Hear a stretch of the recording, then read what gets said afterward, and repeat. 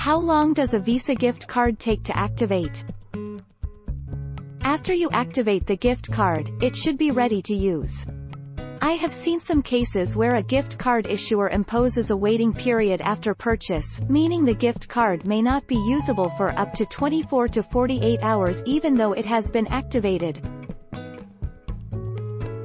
Where is the card number on a Visa gift card? Visa or MasterCard. On the back of your card there is a 3-digit number on the far right of the signature box. Enter in the last 3 digits to help us verify your card. Gift cards are valid in the US only.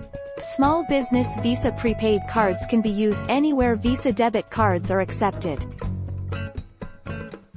Don't forget to subscribe and hit the bell notification for more of these videos.